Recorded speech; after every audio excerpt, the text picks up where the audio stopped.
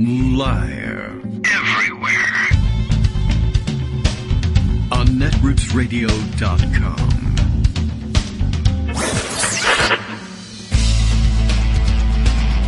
David Waldman. Kagro. In the morning. Now, here's David Waldman. Well, hello.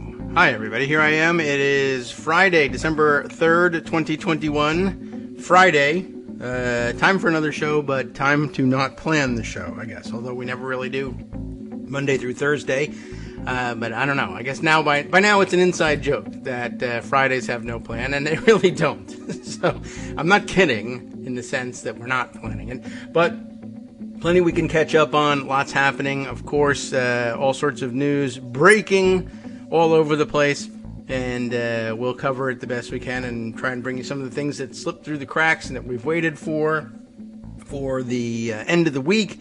Definitely have a couple of things there, and we even have a little help from out in the audience that I've been holding on to for just such an occasion and doing a little cleanup work on, making sure it presents as well as we can get it and get the sound nice and clean it up a bit and shorten it. And, you know, I like to do that for you. When you send in your files, as I encourage you to do daily, and you make contributions to the show, don't worry too much about it. You might say to yourself, well, I don't want to sound like as much of a disorganized idiot as David does when he doesn't know what he's going to say, or even when he's got an article in front of him and he ums and ahs and hems and haws, or reads the word wrong and starts over again.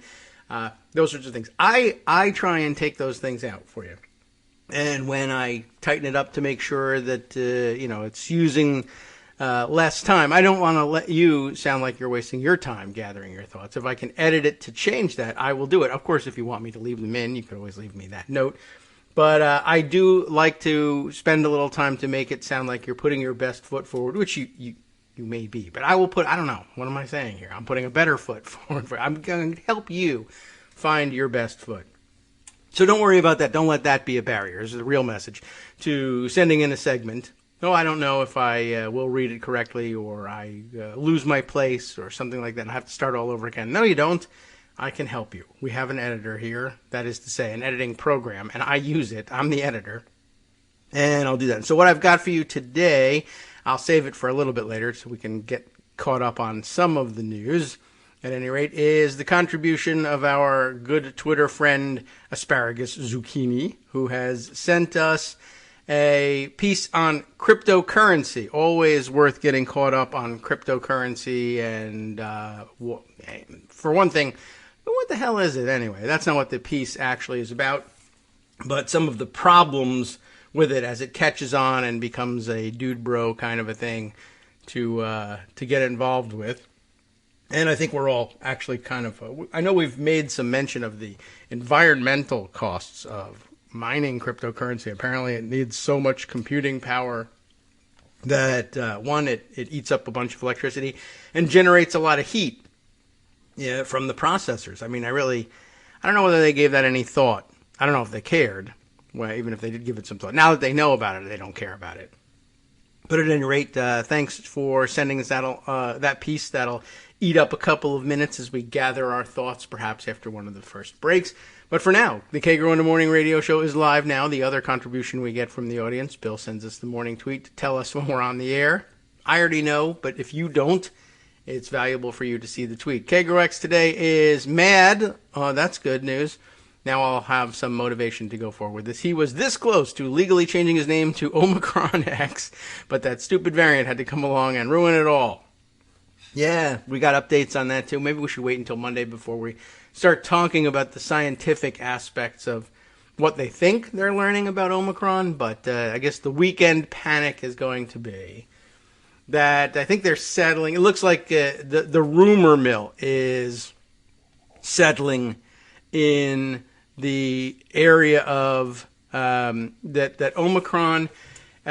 What is it? Is essentially an evolution that is going to help it evade the immunities that we've given ourselves, either from prior infection accidentally, or in some cases, I guess, on purpose. And those people are dumb, and a lot of them are dying, by the way.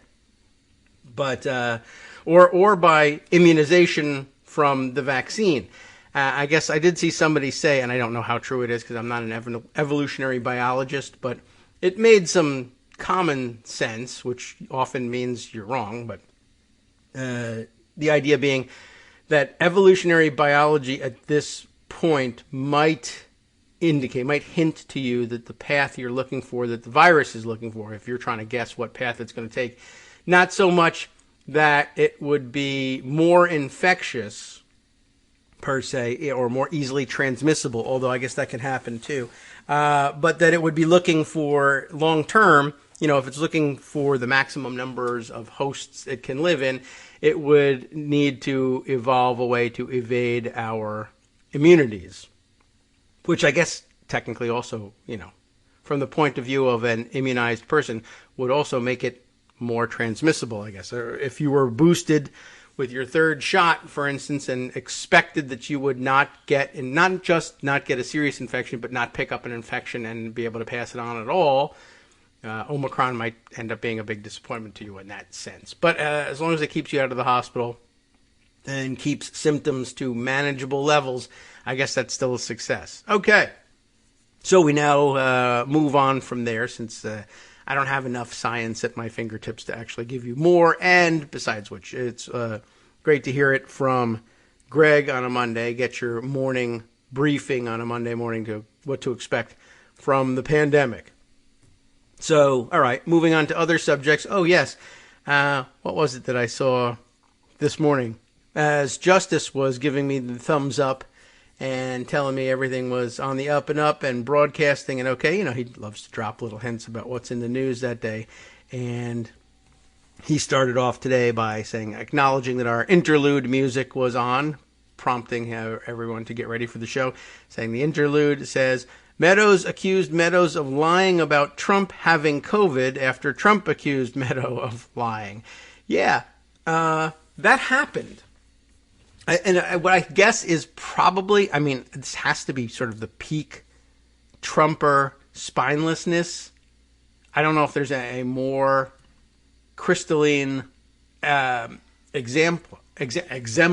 let's say, let's use a $10 word on that one, of the way people lose their nerve around Trump. Then we've spent the week saying Mark Meadows has a book coming out. And as much as I hate falling into this trap of sharing previews of the book so that it drives book sales up, whether it's Mark Meadows, who I definitely wouldn't want to enrich, or for that matter, Jonathan Karl, who, I don't want to enrich him. I want to enrich me. I keep my money. I have everyone send Jonathan Karl's book money to me. I can't figure out a way to do that legally or logically. But anyway, the point is I'm annoyed with all these books, and although, I can't avoid them, and I want to know what's in them, I wanted to know them when they happened so that we would be, nothing would have happened different, I guess. Why am I even looking around? What's the difference? Maybe that's what we need to think, is at some point just stop reading all the damn books, because shocking revelations about Trump, certainly now that he's not president, isn't going to do anything. Probably wouldn't even prevent, his supporters, certainly wouldn't prevent his supporters from voting for him in 2024 anyway. The only thing that's going to save us there is cholesterol. But I don't know. Even if we had learned it while he was in office, we keep thinking like, oh, well, this will be the thing. Guy fomented an insurrection against the United States government. That didn't do it. They wouldn't even impeach him for that. He was out of office. They wouldn't impeach him for it. So, what can I tell you? Starting with, attacking John McCain and saying, that his war record was worthless because I like pilots that don't get shot down or people who don't get captured, whatever it was. Ugh. Anyway, point is, Mark Meadows, I guess, has now fully internalized that. He's got his book out, and, the story that made headlines was, Trump had COVID, had tested positive early on, a couple of days before going to the debate, the fourth debate in Cleveland, Ohio. And we all know the story, and he went on stage, and there he is with Biden. And why the Secret Service, by the way, is not interested in looking into, he was the president at the time. That's true. They couldn't have prevented him, I guess, from going on stage. even if they knew he was positive, I suppose. But Biden was a protectee at that point too. I mean, I guess I don't know what's the issue with vice presidents after they leave office, but it didn't matter because he was the nominee of the Democratic Party, so he would have been under Secret Service protection anyway. But he may also be entitled to it as a former vice president. I don't really know what the story is on that, but at any rate, I mean, like, I don't know what would it take to involve the Secret Service. I know they won't be interested. They'll just be like, well, yeah, so he had coronavirus. That's not. I understand where you're going with this, that it would endanger Biden's life, but it seems like such a remote possibility. It really isn't, of course. An unvaccinated 75-year-old man, contracting coronavirus at that point was a pretty dangerous prospect. But, I mean, I don't know. Would you be able to interest the Secret Service if you had information in your book, and it was true, that, I don't know, for some reason Trump had decided he was going to attend the fourth debate in Cleveland wearing a explosive-packed suicide bomber vest? Would that interest the Secret Service, or would they say the president is the president, he gets to do whatever he wants? I don't know. Just theoretically, just wondering. Hypothetical, as I stop for a sip of tea. I think I'm going to indulge in that today. You'll have brief breaks. You'll have to excuse me as I decide to take sips of the tea while it's still hot. All right, anyway. So, pardon me. Well, I'm drowning in the tea, so maybe that's a bad idea. So Mark Meadows tells the story. He's COVID positive. I have more to say about that. It still makes me annoyed and angry. It should annoy and anger all of you. But anyway, he spills the beans on that. Then, so what's Trump going to say to that? It makes Trump look bad. So what does Trump say about such things? Fake news, fake news. He actually pulled out the old fake news. It's like, his biggest hit. They light lighters at the rallies and wave them and call for him to say fake news and lock her up and stuff like that. So he says, no, Meadows has it wrong. He's lying. It's fake news. Meadows is asked about it on TV during an interview, actually on Newsmax. And he, I guess at that point, is aware that Trump has declared it fake news. So now the big showdown, right? You wrote the book. You want to sell it. It depends on it, being accurate and right. And you'll want to defend what you wrote. But the man, to quote Kamala Harris on this, the man himself has said it's fake news. So are you going to jump off the bandwagon and be now a never Trumper? Used to be Trump, but now never Trumper? Or are you going to do the Trump thing and abandon the whole project? And he chose to abandon the whole project. That is amazing.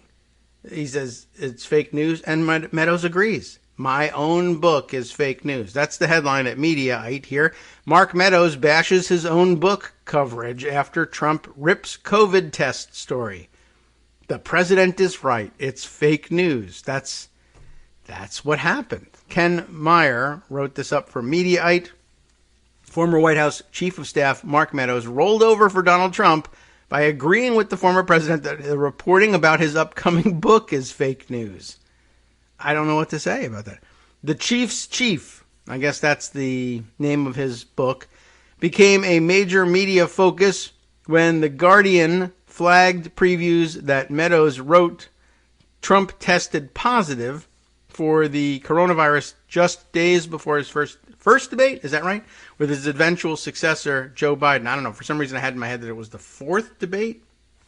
I don't know why I thought that. I must have read that in passing, but been wrong about it. Anyway, well, it was in Cleveland, wasn't it? We didn't have that correct. So, Meadows claims Trump subsequently tested negative, but since this all happened just days before the former president was hospitalized with the virus, the revelation raises questions about the possibility that Trump carelessly risked spreading the disease around. That is lawyerese reporting right there. I mean, the truth of the matter is that I think we all know he was positive. He was hospitalized with COVID.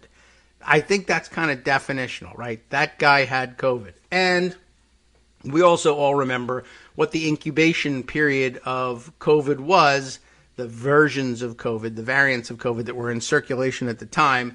You just don't you don't test positive for the virus on October 1st and be hospitalized on October 2nd. Maybe Delta might have done that to you if you delayed your testing. But there's really no way with the timelines that were established for the early variants of COVID that were in circulation that he wouldn't have been positive. Plus, of course, there's the report is he tested positive, then he got a negative test. And I think I saw Chris Hayes talking about it just the other night. Like, okay, do questions linger about that? And as I think he did a pretty decent job, right, in pointing out you're the leader of the free world. You have all the medical resources, all the best medical resources in the country at your disposal. There's a full-time team dedicated to keeping you alive, even though they shouldn't have done that. And they're pretty good at their job. And you can mobilize just about anything in terms of medical resources for the President of the United States. That's a holdover tradition from the days when presidents of the United States were important people who made serious decisions about things. And we probably could have considered abandoning that tradition during the Trump presidency. There was no real point in keeping him alive. But whatever, out of a sense of tradition, the doctors feel like it's best to save the president's life in a situation like that.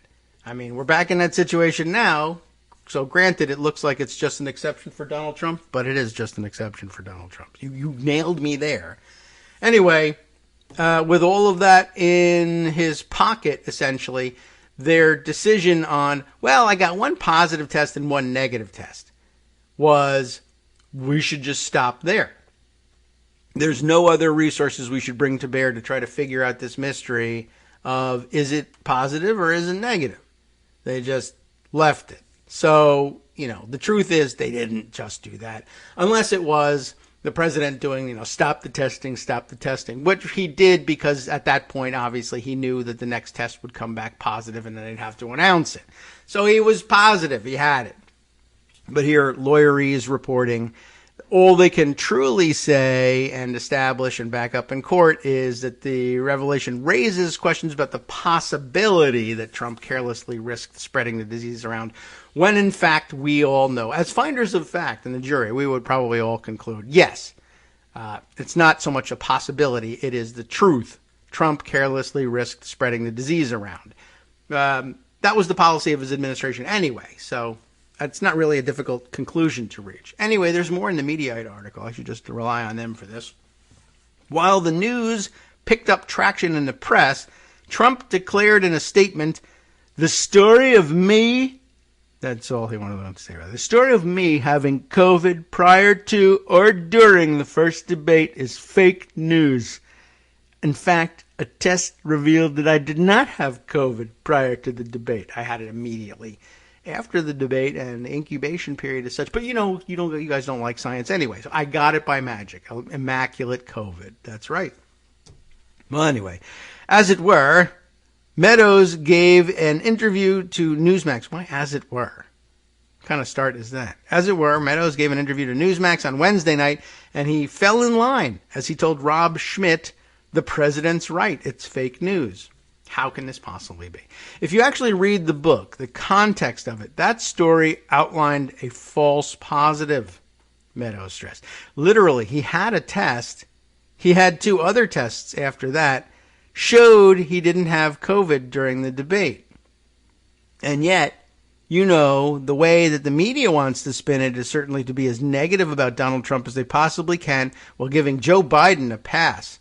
It was an assassination attempt against Joe Biden. I think we should give him a pass on this one.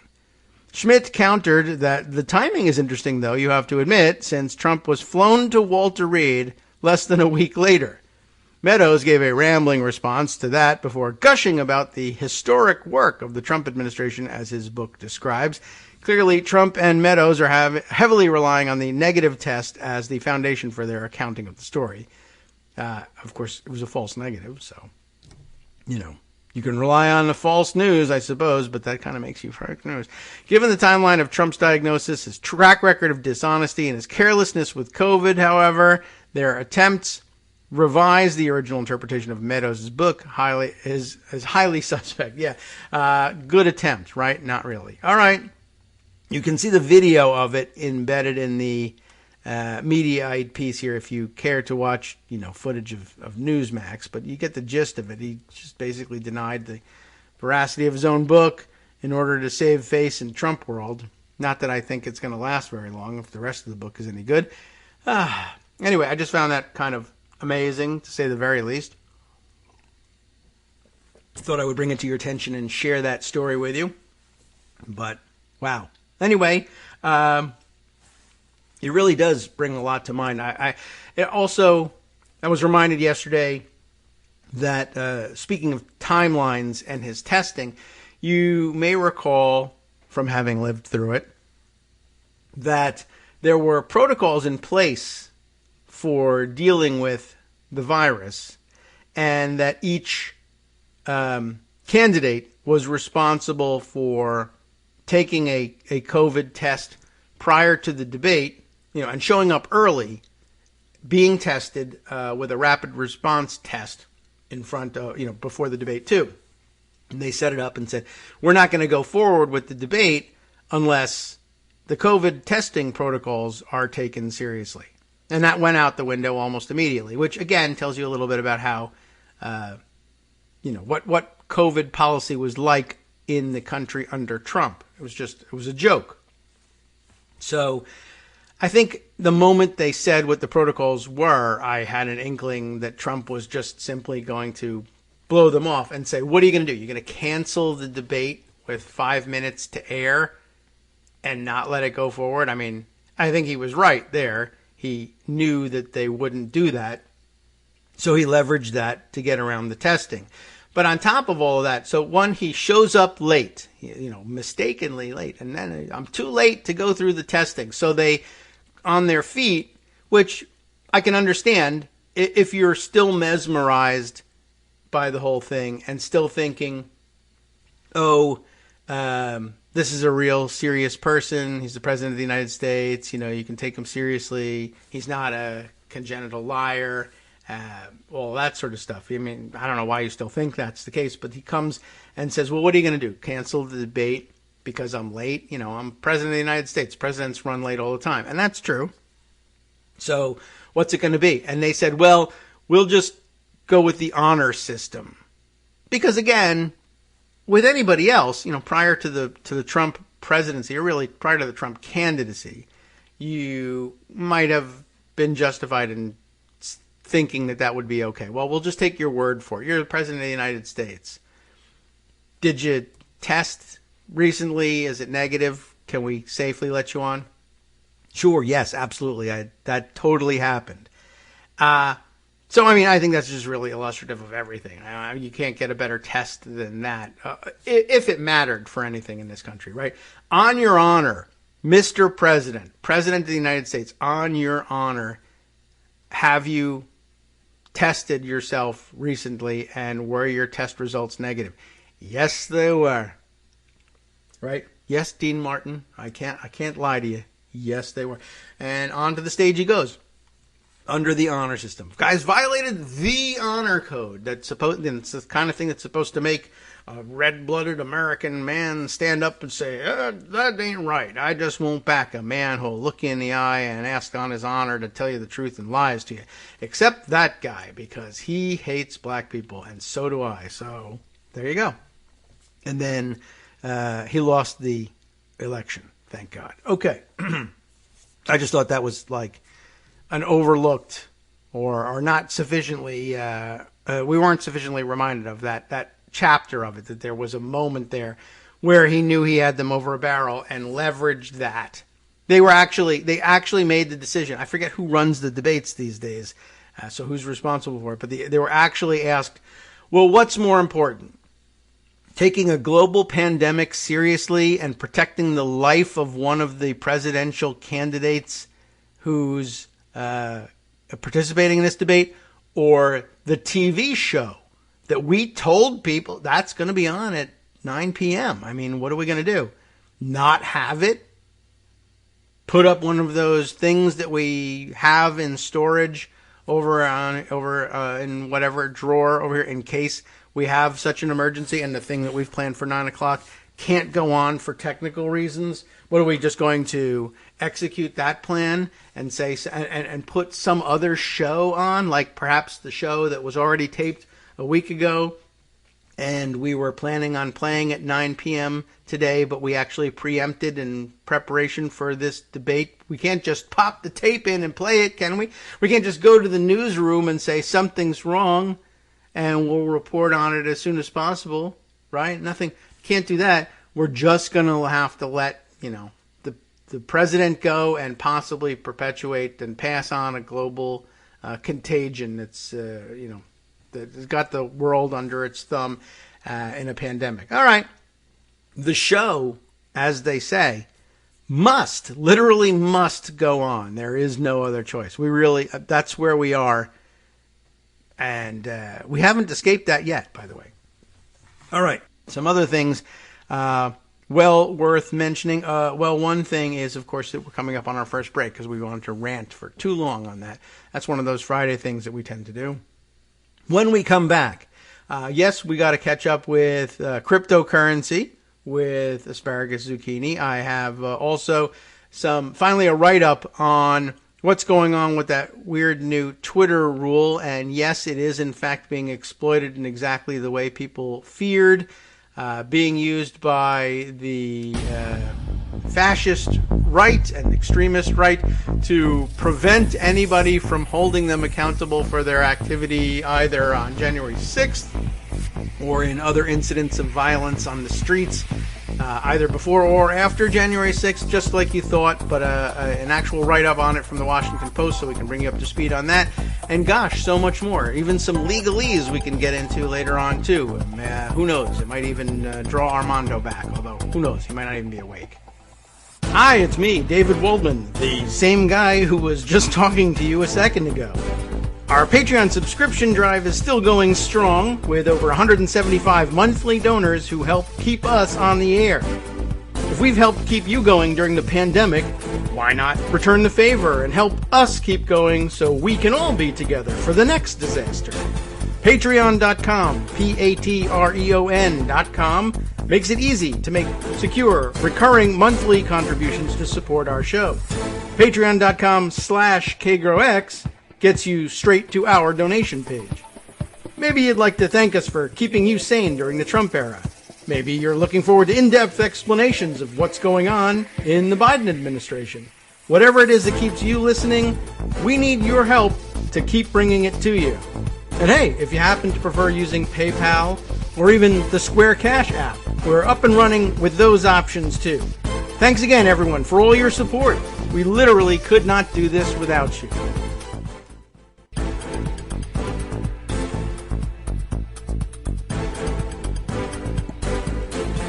Whoops, welcome back now to the Kagro in the Morning Show here on Netroots Radio, gathering a little extra news that we can share with you. Let's see, but in the first instance, I suppose we'll go back to the first news item that we teased, the Washington Post's write-up on that weird and hard to understand new Twitter rule. The Post's headline on it, far right is using Twitter's new rule against anti-extremism researchers, which was the prediction early on. And I don't know whether they would have come up with the idea on their own anyway, but it probably was something that they may have seen anti-extremism researchers worrying about and saying, oh, yeah, well, let's see if we can actually turn this into a problem. Ah, we can. Excellent. So they will. Researchers fear, the subheader says, the new ban on posts sharing people's private information will be emboldening to the fascists eager to keep their identities concealed. Things now unexpectedly work more in our favor, one Nazi sympathizer wrote. I don't know how unexpected it really is, but there you go. Drew Harwell is the author of the piece in the Washington Post, as I mentioned. Filed yesterday, neo-Nazis and far-right activists are coaching followers on how to use a new Twitter rule to persuade the social media platform to remove photos of them posted by anti-extremism researchers and journalists who specialize in identifying episodes of real-world hate. Advocates say they worry The new policy will suppress efforts to document the activities of the far right and will prove to be a gift to members of hateful movements eager to keep their identities concealed. And I see that it would be, and I guess your only alternative there is the original one, which was to punch them when you see them. And you may want to up the effort level on that at some point soon. And, if exposure to light is no longer a possibility, then I suppose you will just have to shut off the lights on those guys one at a time. But they know that, and they're counting on that. So be careful. Anyway, it's going to embolden the fascists, said Gwen Snyder, an anti-fascist researcher and organizer in Philadelphia. Snyder's Twitter account was suspended early Thursday after someone reported, and this is actually maybe even the more important aspect of this new rule. This is I didn't anticipate this. I thought this would be a prospective rule in its, in terms of its gaze here. Snyder's Twitter account was suspended early Thursday after someone reported a 2019 tweet of hers showing photos of a local mayoral candidate attending a public rally alongside the extremist group the Proud Boys. After the Washington Post asked about the suspension, I'm glad they're asking after these things, Twitter spokesperson Trenton Kennedy said the tweet was not in violation and that our teams took enforcement action in error. Oh, what do you know? On Tuesday, all you have to do is convince the Washington Post to take up your case. Hey, if you're listening, Washington Post or Drew Harrell or Russia, for that matter, maybe you need to talk to YouTube on my behalf and restore my November 25th episode, reading the Talia Lavin piece that I thought was quite excellent and really needed to be shared and isn't banned from Twitter, by the way. And I don't know whether she ever tried reading it on YouTube or not. And Justice has the same problem, by the way, with episodes of the West Coast Cookbook and Speakeasy being taken down by YouTube. I think in his case for reading a Scientific American article on the air, by the way. So, I don't know how we're at the point where YouTube is banning articles from Scientific American as anti-science. So there's your artificial intelligence for you. Snyder's account, was reported because, the 2019 tweet showing photos of a mayoral candidate hanging out with Proud Boys. On Tuesday, Twitter said its new private information policy would allow someone whose photo or video was tweeted without their consent to request the company take it down. Twitter said the rule would help, quote, curb the misuse of media to harass, intimidate, and reveal the identities of private individuals, which disproportionately impacts women, activists, dissidents, and members of minority communities. And there is a kernel of truth to that. And, of course, it's not without reason entirely, right? Like, we have also seen incidents where the same sorts of well-meaning people, if you consider, hey, you should single out this person for, whatever it is, whether that's losing their job or harassment or whatever, because of what they did. But then misidentifying the people, that's a serious issue that actually needed to be addressed. Although that could and should have been addressed a long time ago, and they let that happen for how long? And then now that, the tables have turned and the people who are really running into trouble are right-wing fascist activists, I question the timing of the rule. But you never know how long it takes to promulgate these things in an organization like Twitter. Who knows whether they're organized at all? But anyway, there is a legitimate reason, perhaps, for contemplating such a rule, but they really need to give some thought to the, why is it an improper use of social media to say this person was physically attacked and we would like help trying to figure out who the perpetrator was so that we can bring them to justice. That seems like maybe not something you want to undermine. Anyway, they do have a point, certainly, but the application seems to be lacking. The rule, company officials said Tuesday, would not apply to photos that added, quote, value to public discourse or were of people involved in a large-scale protest, crisis situation, or other newsworthy event due to public interest value. that's pretty nebulous, and that might enable them to review things on a case-by-case basis and make real decisions, but it also could be, also could come out very badly. I think the large-scale protest thing maybe is supposed to acknowledge that the January 6th crowdsourcing is something they didn't want to get in the way of, but who knows. In the days since, however, that is to say in the actual real-world application of their rule and their nebulous attempt at clarification, in the days since, white supremacists on channels such as the encrypted chat service Telegram have urged supporters to use the new policy against activists and journalists who have shared their information or identified them in photos of hate rallies or public events. Due to the new privacy policy at Twitter, things now unexpectedly work more in our favor as we can take down Antifa doxing pages more easily. Oh, I see. Take down Antifa. There's an ellipsis in there. And what that really means is, I read it as we can take down Antifa by doxing them more easily. But no, they're saying they can take down Antifa doxing pages that focus on us. Take them down more easily. A white nationalist and Nazi sympathizer wrote to followers on Telegram on Wednesday night, referring to the anti-fascist political movement whose members often clash with far-right protesters. You know who they are. And of course, to the practice of publishing people's personal information online. That's the doxing part. He included a list of nearly 50 Twitter accounts and urged people to report them for suspension under the new rule. At least one of the accounts was suspended by Thursday. Twitter did not respond to a question about why that account had been taken down. They responded about, what's the other person's name?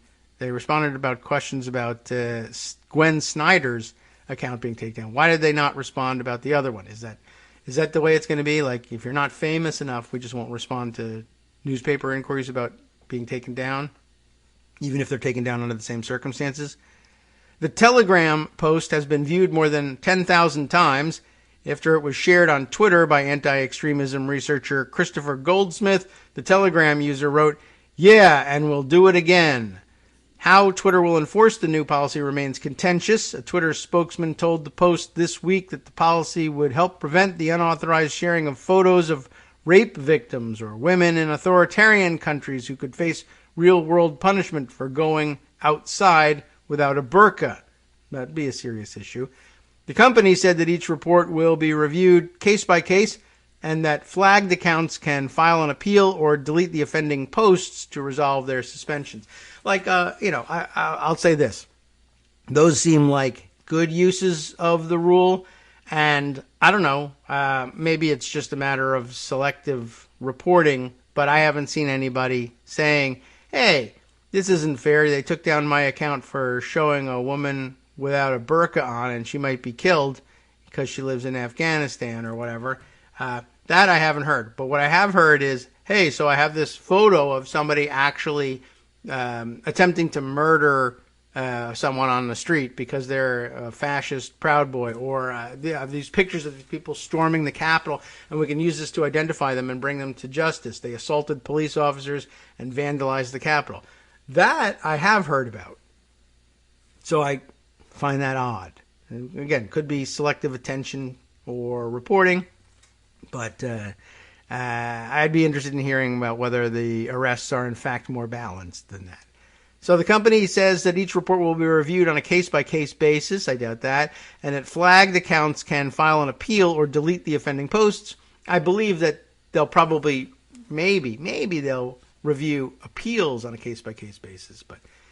But they're not YouTube. Maybe they are more dedicated to doing this thing right. Snyder, the Philadelphia anti-fascist researcher, said she believed her reported tweet did not break the rules, but deleted it anyway, worried that any appeal she filed would take too long or ultimately fail. She suspects the rule could have a catastrophic chilling effect on other researchers working to expose extremists.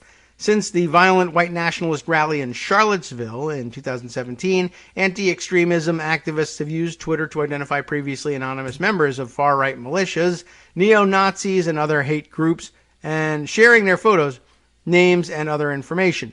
In some cases, the exposed people have lost their jobs, been reported to law enforcement, or faced consequences with coworkers friends, or families.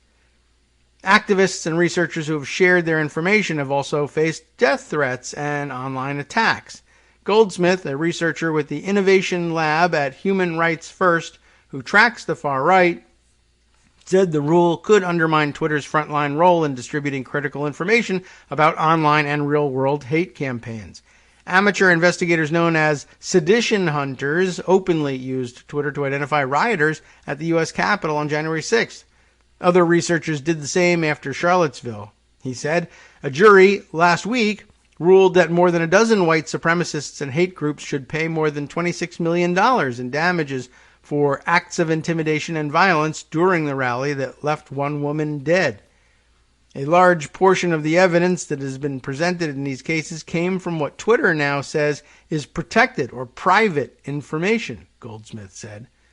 Anti-extremism researchers and photojournalists on Twitter have in recent days posted reports showing suspension notices they'd received relative to the new rule, even for months-old tweets of people in public places for whom the rule would not appear to apply.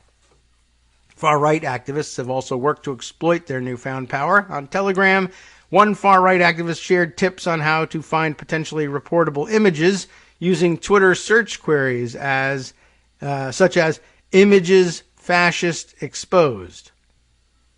On other sites like the fringe social network Gab, far-right activists said they were aggressively hammering out reports in hopes of taking down anti-fascist Twitter accounts.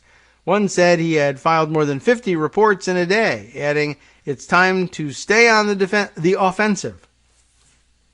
Some have also attempted to organize on Twitter, with one account saying they had submitted dozens of reports under the rule against anti-fascist accounts, tweeting, "Right-wing Twitter, it is time. I told you yesterday, and you had reservations. No more excuses. We have work to do." The account has since been suspended. Goldsmith said he worried that Twitter's moderators would not be prepared for a flood of reports from bad actors who could organize on other sites in hopes of blocking or hindering researchers' work. Twitter simply does not have the human power to make these judgment calls, he said. Oren Siegel, vice president of the Center on Extremism at the Anti-Defamation League, said Twitter needs to provide more clarity into how these rules will be enforced. If the intention of the new rules is to help stop doxing and harassment, that is important. But exposing extremists is also important, Siegel said.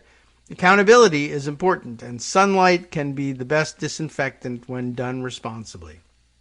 That's true, though it doesn't settle the issue, and doesn't really hint for us at how they will find a fix. So, it remains to be seen. We'll see where they land and who are the casualties in the time between now and them either abandoning the policy or figuring out some way of making it work the way they say they intended it to work. Speaking of which, maybe I can follow that up with this from the Washington Post. I should have taken the New York Times version of this story instead to vary our sources a little bit, but that's what I have handy. The rule arrives, I guess, too late for this headline. 2 Georgia election workers targeted by Trump sue far-right conspiracy site Gateway Pundit for defamation. This is the sort of thing that Twitter thinks they're going to avoid with this. Felicia Sonmez writes this for the Washington Post, as a matter of fact. 2 women who were Georgia election workers in 2020 are suing the far-right conspiracy website Gateway Pundit for defamation, alleging that the site and its owners knowingly published false stories about them that instigated a relentless campaign of harassment and threats. This is the problem that Twitter says they're aiming at. I mean, I haven't heard about these guys being banned from anything yet, although I think Gateway Pundit is in fact banned from Twitter. Anyway, the Gateway Pundit is not all the users, I guess. According to the lawsuit, which was filed yesterday, in Circuit Court in St. Louis, the falsehoods about Ruby Freeman and her daughter, Shay Moss, have not only devastated their personal and professional reputations, but instigated a deluge of intimidation, harassment, and threats that has forced them to change their phone numbers, delete their online accounts, and fear for their physical safety, and I guess move to St. Louis as well. The harassment got so bad at one point, Freeman had to leave her home for 2 months upon the advice of the FBI, the lawsuit states. Lies like those that the Gateway pundit knowingly told about Ruby Freeman and Shay Moss cannot be divorced from the devastation they leave behind, both for the targeted individuals and for our democracy itself. Brittany Williams, an attorney with the nonprofit Protect Democracy, which is representing the women, said in a statement, Freeman and Moss are being represented by Protect Democracy, the law firms Dubose Miller, Dowd Bennett, and Kastorf Law, and the Yale Law School Media Freedom and Information Access Clinic. Gateway Pundit was founded by James Hoft in 2004. YouTube's going to take this down because I identified James Hoft now. Anyway, it's in the Washington Post, and also that doesn't violate any policy as far as I know. Hoft's twin brother, Joseph, regularly contributes to the site. Both men are named as defendants in the lawsuit. James Hoft did not immediately respond to a request for comment on Thursday. In their lawsuit, Freeman and Moss do not name former President Donald Trump or his campaign as defendants, but they state that the Hofts and Gateway Pundit apparently drew their inspiration from a misleading video presented by volunteer Trump campaign attorney Jackie L. Pick. I don't think I've ever heard of that person. At a December 3rd, 2020 hearing in Georgia. During the hearing, Pick contended that the video showed several poll workers actively stuffing ballots from, quote, suitcases hidden under a table covered by a black cloth. Pick did not name the workers, although she said one of them had the name Ruby across her shirt somewhere. A minute-long clip of the video was uploaded to Trump's personal YouTube account, and Trump himself repeated the false claim of fraud. In his now infamous January 2nd phone call pressuring Georgia Secretary of State Brad Raffensperger to overturn his defeat, Trump mentioned Freeman by name, calling her a professional vote scammer and hustler, referring to the phony ballots of Ruby Freeman, known scammer. The lawsuit notes, well, I don't know why they don't name Trump directly, given that they have this tape. In actuality, the surveillance video showed no irregularities, illegal behavior, or evidence of malfeasance. We know this now. Well, we knew it then. The supposed suitcases were repeatedly identified by election officials as the standard boxes used in Fulton County to transport and store ballots. The video also failed to show any act of hiding or obscuring any ballots or election materials. So, not much to go on. At a lengthy news conference in January, Gabriel Sterling, a top Republican official in Georgia, elections official in Georgia, delivered a point-by-point debunking of the false claim that the video was evidence of election fraud.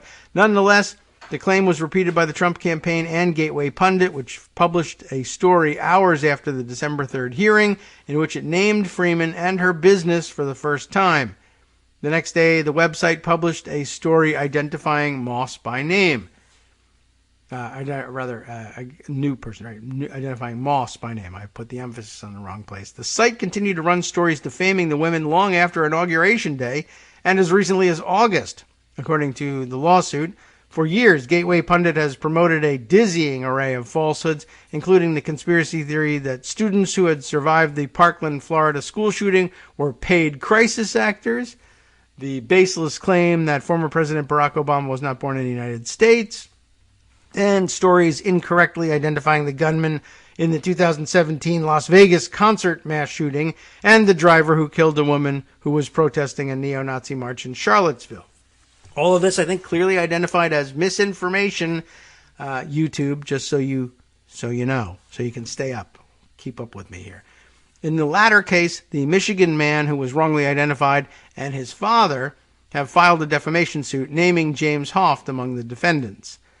So he gets sued a lot, I guess. During the 2016 campaign, Gateway Pundit was among the most frequently shared media sources on Twitter and Facebook among followers of Trump, far more than mainstream news outlets, according to a study led by a Harvard law professor and internet scholar Yochai Benkler. So, You got that. But nonetheless, being sued left and right for just being a complete idiot, basically, and passing on the worst possible and least reliable information possible, but still the most widely shared. So there you go. Nothing wrong with what's going on in the online platforms and how they handle themselves. In the wake of the 2020 campaign, the site published dozens of stories promoting Trump's false claim that the election was, quote, stolen. There is no evidence of widespread election fraud in that year's presidential race, or any other one for that matter. The complaint filed Thursday details the violent racist threats and harassment of all kinds that Freeman and Moss suffered as a result of the website's alleged actions. Both Freeman and Moss are black, in case you were wondering. As the false stories spread, Freeman was doxxed and forced to shut down her online business. She received at least 420 emails and 75 text messages, including one that warned, "We know where you live. We coming to get you." Strangers camped out at her home and knocked on her door, sent her pizza deliveries that she had never ordered, mailed her Christmas cards bearing threatening and misogynistic messages, and even showed up at her grandmother's house on at least 2 occasions and attempted to push their way inside to make a, quote, citizen's arrest. At which point, of course, in popular America, they have their heads blown off, but, not here. The lawsuit also states that on January 6th, the day a pro-Trump crowd violently stormed the Capitol in an effort to block congressional certification of Biden's victory, a crowd of strangers surrounded Miss Freeman's house, some on foot, some in vehicles, others equipped with a bullhorn. Fortunately, Ms. Freeman had followed the FBI's advice and had temporarily relocated from her home. She was not able to return for 2 months, the lawsuit states. Since returning home, Ms. Freeman has had to purchase 11 cameras and 3 motion sensors in an effort to safeguard her own home. As a result of the threats and harassment sparked by the Gateway Pundit stories, both women are afraid to live normal lives. Ms. Freeman is fearful when she hears her name called in public. Ms. Moss now fears risking even a visit to the grocery store and must get her groceries delivered instead, the lawsuit states. Williams, the Protect Democracy attorney, said that falsehoods such as those promoted by Gateway Pundit, now pollute the information ecosystem in America and threaten the foundations of our system of government.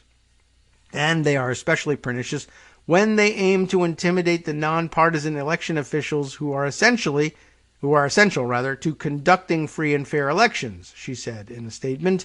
Those who purposely promote these lies must be and will be held accountable. Yes, we hope so. And the judicial system is probably much better suited to holding them accountable than, say, Twitter is to holding the people who would expose them accountable. Maybe you just ought to leave it in their hands. But we'll see how they proceed from here. All right, let's see. Other crazy stuff to add just before our top of the hour break here. Well, why not read a little bit about this since we spent so much time on the story of Trump testing positive before the debate. An interesting point being made here also in the Washington Post, this time the plumb line, if it's actually going to let me bring the thing up. Maybe not. For whatever reason, it's taken forever to bring up the article, but maybe I'll just open another window on it here. But I think it's in the plumb line. I think it's Greg Sargent himself personally responsible for writing this up. I guess it's not going to bring it up in time for me to read this thing before the break, which is unfortunate. The headline, though, making a good point. The bombshell about Trump testing positive also implicates the Trump family. So that's true because, of course, they also showed up at the debate to watch and sit in the audience maskless, and that's serious. They, too, were violating all the protocols. Is the Washington Post having difficulty serving their pages? Maybe they're being doxxed at the moment. But I don't know. For whatever reason, it's pretty slow in calling it up. Maybe we can call the thing up after the break and discuss it a little bit. But yes, the whole family showed up and did the same thing. And what can I tell you? They're, the American Ceausescu's at this point. It's finally come up. At least I can tell you who wrote it. Yeah, it was, in fact, Greg Sargent and not, say, Paul Waldman. We'll read a few excerpts from it before the break, perhaps. The Trump family has long treated rules and laws as nuisances that are only for the little people, and the news that Donald Trump tested positive for COVID-19 before the first 2020 presidential debate shows that this tendency may be even more depraved and malevolent than you thought. Not more than I thought, but you. It turns out that this revelation, which comes in a new book by former White House Chief of Staff Mark Meadows, also implicates the members of Trump's family, including Melania Trump and Donald Trump Jr., Multiple news organizations, including The Post, have now confirmed from former Trump aides that he tested positive for coronavirus on September 26, 2020, 3 days before the September 29th debate with Joe Biden. So he had reason to believe he might have been infected heading into the debate. Trump was informed of the positive test on Air Force One on September 26th en route to a campaign rally in Pennsylvania, the book says, but the White House concealed this from the public and from the debate organizers, even though he was, quote, tired and had a, quote, slight cold that he went to the hospital with and it almost killed him. That close. Instead, Trump took a second test that came back negative. Bring me a negative test. He called Brad Raffensperger for it. And Meadows called Trump to inform him of it. The Guardian reports that the book then relays the following. Meadows says Trump took that call as, quote, full permission to press on as if nothing had happened. That's an interesting way of writing it if you're going to reverse yourself on Newsmax interviews now, Mark. His chief of staff, however, instructed everyone in his immediate circle to treat him as if he was positive throughout the Pennsylvania trip. Well, I guess they did. I don't know whether they followed through with that instruction or not. In other words, though, everyone around Trump was apparently told he was potentially contagious, and he even appeared potentially symptomatic, even as Trump roared into the debates as if the opposite were true. If this is right, then what happened at the debate is even worse than you thought, but never worse than what I thought. I always think the absolute worst. All right, we'll be back after this short break to wrap this up and move on.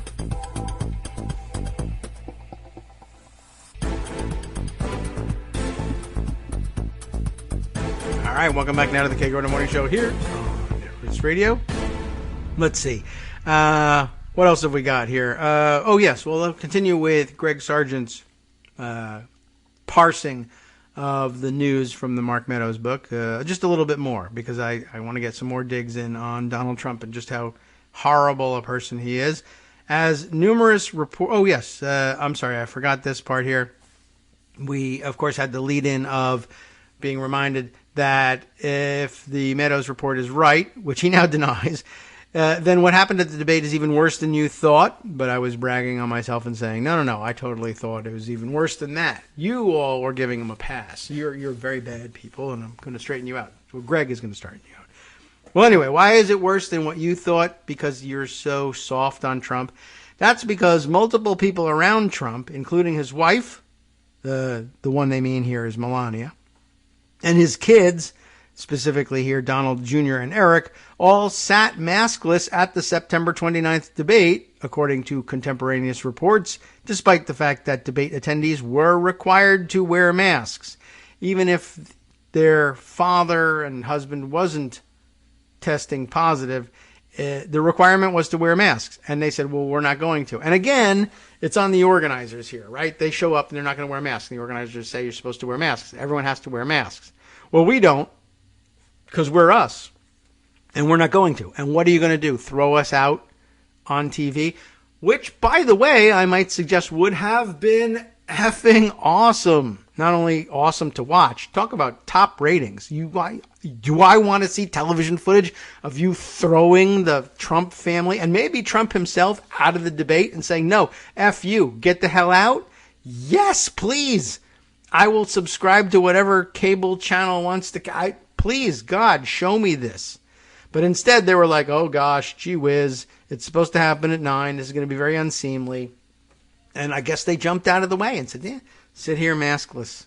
Everyone will hate you. History will record that you were a very bad person, and everyone will think badly of you. This is going to reflect poorly on you for the campaign. And I don't know. I guess you could convince me of this. Like if you said, well, I can't take you outside of time and show you the various outcomes and possible timelines. But I guess if you said, well, they calculated this and they said, well, maybe if we just let them sit there, America will judge them so harshly that they won't vote for Donald Trump and he'll lose the election. And he did lose the election. And I don't know that his cavalier attitude towards COVID didn't have a lot to do with that. So maybe they're right. And I mean, I guess if you had said, well, if we turn them into the martyrs, then you might just energize his base. And what if he wins the election? So I don't know. You could make that argument, but I don't. Yeah. In hindsight, now that it's done and Biden is president, I now feel safe saying, I don't care. I wanted video tape of them being kicked out. And I mean literally kicked, like an extra push with the foot on the way out the door. I wanted to see it. And there's also the argument that that might have made America take the virus seriously again, just like when President Basketball, the first time, suspended the games. When the NBA stopped playing, that was a signal to America, like, wow, we really are going to do something different about this. So the NBA was far more responsible than the President of the United States. By October, things were going haywire, though, but it might have made there might have been an interesting impact. No. We're kicking him out. And then, days later, he shows up in the hospital, nearly dead. People might have, taken a message away from that. Anyway, we'll continue with the story. Oh, one pause we'll make in the story here. At this point in the print or in the online version, they have inserted a video here, but the video begins with a triple split screen of, I guess, Mark Meadows, then a masked, one of the few pictures there are of Trump wearing his mask, a masked Donald Trump. I think this is after he was released from the hospital. And then the doctor, the White House doctor who was treating him at the time, Sean Connolly, right? Which brings me to something I tweeted the other day, which turns out to have been wrong, but the tweet was so much fun, everyone loved it anyway. But I noticed comments, stupid misinformation coming from Ronnie Jackson, who was formerly the White House physician. Actually, of course, White House physician during the Obama administration, interestingly enough, and then held over into the Trump administration. But he was giving out this various bad COVID information, and I was saying, you're taking COVID information from the guy this is the White House physician from when Trump got COVID. You had one patient to protect, and that patient got COVID and almost died. So bad they had to helicopter him to Walter Reed to save his life. They had to airlift him out of your care and bring him to somebody who knew what they were doing to save his life. And, it's like the ultimate you had one job moment. Except, as it turns out, Sean Connolly by that point was already the White House physician. And he should be in line for this opprobrium. So now he is. Sean Connolly, you suck. You're the worst. Well, you're not the worst. Ronnie Jackson's actually worse than you, but he was already out of the job. So we acknowledge how terrible a doctor he is. By the way, I mean, given how bitterly partisan he is and how the Trump contagion, not the virus one, but the Trump evilness contagion, has loosed everybody, every bigoted idiot to just be openly bigoted now. It's a interesting question. I kind of want to look back and say, was there any point at which Barack Obama was in danger because his medical treatment was being supervised by somebody who is now so openly partisan and awful? Like, did he have a hidden agenda at the time and Trump just gave him permission to be this bad? Or did Trump somehow teach him to be this bad? Because, if you ask Ronnie Jackson about whether or not, given the choice, would he, save the president's life if the president was still Barack Obama? Or would he, secretly dispatch him? That'd be an interesting question to pose to him, because if he said, no, I'd be professional and save the president's life. I respect the office of the presidency no matter who occupies it. And yes, I would absolutely save the life of Barack Obama. He'll lose his next election. But if he says anything else, I don't know. He should be arrested. But that's an interesting question. It'd be interesting to pose to him. But the reality is the answer he would give would be such word salad you wouldn't know whether you can arrest him or not. Anyway, back to the article. Right. So the family shows up and refuses to wear masks, and that's terrible in its own right. As numerous reporters personally witnessed at the time, Trump's family members did this after rebuffing a direct request to mask up from a doctor with the Cleveland Clinic, which helped organize the debate. The doctor even offered them masks, and they declined. At which point, punch him in the face and drag him out. Well, don't punch him in the face, but have him escorted out. I mean, if the Cleveland Clinic organized the debate, get them out of there. Be serious. Wow, it's just so amazing that didn't happen.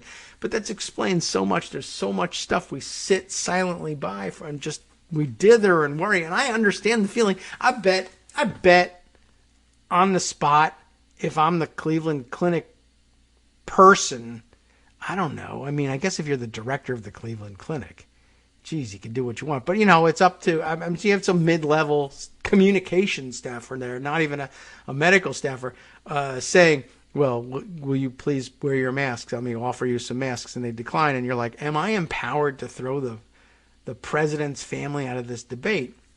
I'm sure that on the spot, I too would be like, I don't think I am. I mean, I'd like to think that I would do the opposite. But the reality is that most people probably would say, somebody's going to come. The cops are going to come. Public opinion will judge him. Maybe it did, maybe it didn't. What a spot to put him in. But wow, I mean, it shouldn't take that much. A committed doctor somewhere who's just like, look, man, I don't really care what happens. You're out of here. It could have been so different. It's certainly so interesting.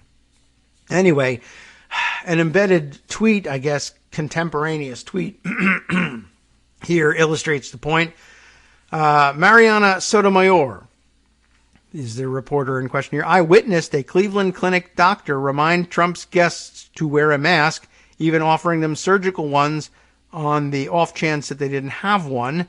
None of them put on a mask. The doctor looked frustrated as she stepped away, prompting a staffer to say, that's all you can do. So there's definitely that happening there. Let's see. That is, what else is embedded here? This is referencing another tweet from Beth Fouhy. Is that right? Fouhy. Famous personage with a blue check and everything, but I don't know how she pronounces her name. Reminder that the Trump family and their guests sat unmasked in the debate hall Tuesday night, despite rules mandating all attendees wear masks. Flotus, who has now tested positive, entered the hall wearing a mask, but removed it when she sat down. So there you go.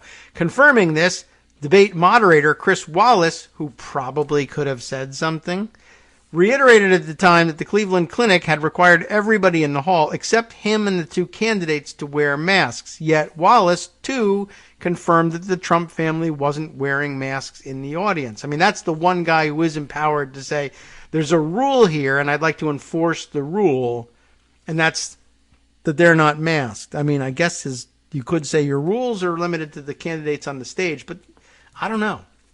He definitely had the opportunity to leverage something and didn't. Physician Leanna Wen, a public health professor at George Washington University and a Post contributing columnist, points out that going maskless among other people while knowing you have or might have been exposed could put those people at risk. Yeah, I don't really need anybody to tell me that one, but why not put a doctor on the record? People who have close contact with individuals who test positive for COVID should be in quarantine, Wen told me. If they had known they were in close contact with someone who tested positive, they did, and were symptomatic, they shouldn't have gone to the event at all. Wen added that their refusal to wear masks may have meant that they knowingly exposed others and flouted public health guidelines. Indeed, Melania Trump and numerous other people in Trump's inner circle were both with Trump in the days after he tested positive, and then subsequently tested positive themselves, according to a Post tally. And on the same day Trump tested positive, he held a reception announcing Supreme Court nominee Amy Coney Barrett, with Melania Trump in attendance, after which numerous people present then tested positive. It's hard to know which of Trump's family members and top aides might have been told at the time of Trump's positive test. That's possibly true.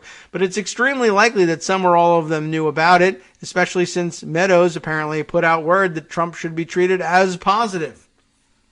Also note that the Cleveland Clinic required all attendees to test negative before the debate, but the campaigns were responsible for the testing and for testing their own candidates and their entourages. As Eric Boehlert notes, this neatly demonstrated how our institutions utterly failed to treat Trump as the malevolent force that he was and remains. Yes, that's the real point. The operating principle for the Trump family is impunity from rules, laws, and accountability at all costs. Indeed, soon after it became known that Trump had COVID, the Commission on Presidential Debates complained that his family had violated all protocols by attending the debate maskless. Well, do something about it. Needless to say, nothing was done about it at the time, even as they brashly flouted those protocols before a national audience of millions. In retrospect, now that we know that Trump, and likely all those around him as well, knew that he'd tested positive for COVID, this stands as yet another example of our total underestimation of this clan's depraved disregard for rules, norms, and any sense of basic decency and responsibility to those around them. With Trump possibly gearing up to run for president again, perhaps we should avoid making the same mistake this time. Yeah, well, it's a point that needed to be made. All right. Now, a point that needs to be made is that I keep delaying playing Asparagus Zucchini's piece on crypto. It's time now to roll that out. I think last time he made a contribution, we decided to just go with the identification that he uses online on Twitter rather than real name, although I can certainly correct the record at some future date if that turns out to not have been the case or your mind has changed. But in the meantime, let me update you. Thanks for the contribution to Asparagus Zucchini. Let's roll the crypto file, if you will. Hello, David and KITMers. I'd like to talk a little bit about cryptocurrency.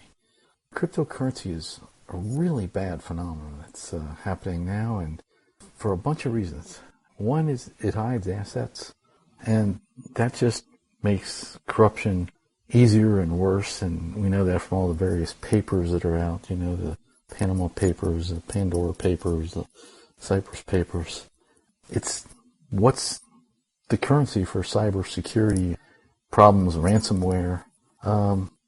Look at any ransomware issue, that's what they're getting paid with, some kind of cryptocurrency. It's terrible for global warming. Our friend Mark Sumner has an article on Joe Manchin. He just posted this on November 20th on Daily Kos. Getting Joe Manchin's vote on BBB could come down to one of the weirdest situations of the century. Part of that is his coal plant that's helping to build cryptocurrency.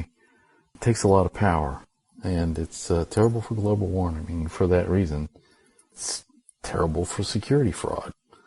You can issue an ICO, which is like an initial cryptocurrency offering or something. It's just totally unregulated. And what we've got is a huge bubble.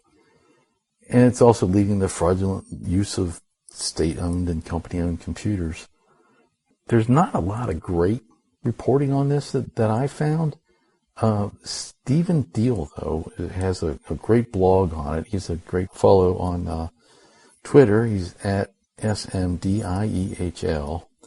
And I could read a little of one of his blogs. This is called The Intellectual Incoherence of Crypto Assets, posted, I think this is November 7th. And I'm going to just take some excerpts from it to keep the time limit down. It's called The Intellectual Incoherence of Crypto Assets. Earlier in my career, one of my mentors gave me one of the best pieces of common sense advice on trading that I ever received. Never buy financial products you don't understand. And in today's market, there's one very pathological pseudo-asset class that, despite all the sound and fury, I dare say nobody fully understands: crypto assets. 'Tis a very strange phenomenon that we as a civilization are allocating so much time, effort, energy, and CO2 emissions towards an initiative seemingly backed only by a set of loosely overlapping narratives that nobody can agree on. The value of everyday things like wheat, metals, semiconductors, and even synthetic products like stocks, interest rate swaps, and bonds are well understood. We have rational valuation models for these products, and there's a market that purchases these products because of their intrinsic value or exposure they bring to collective human economic activity. Crypto, on the other hand, is a seemingly intellectually circular product that cannot justify its existence in terms of anything but appeals to the political. Crypto seemingly exists simply to trade more crypto on purely ideological purposes attached only to several seemingly incoherent stories. The multi-billion-dollar question right now is what type of asset should crypto tokens be considered as? So there are four competing narratives. One is that they're monetary instruments, but effectively nobody is attempting to use crypto tokens as money outside of a small set of vanity projects done purely for political spectacle. A national currency's value is derived from the requirement to pay taxes in the currency, the monopoly on the government's ability to issue the currency, and the recognition of the courts that it can be used to settle public and private debts, with this law stepping in to settle disputes denominated in the currency. But nobody would use crypto for that because it's subject to deflation and widely varying price value compared to other currencies. So then there's the claim crypto assets are commodities. Commodities are interchangeable goods used as inputs in the production of other goods and services based on their intrinsic value, unlike a gallon of petrol, which can be burned for energy, or a kilo of wheat, which can be made into bread, or an ounce of gold, which can be made into jewelry. There is no intrinsic use of a Bitcoin. There is nothing inside of a Bitcoin that can be used for anything other than to offload it on someone else who will buy it for more than you've paid for it.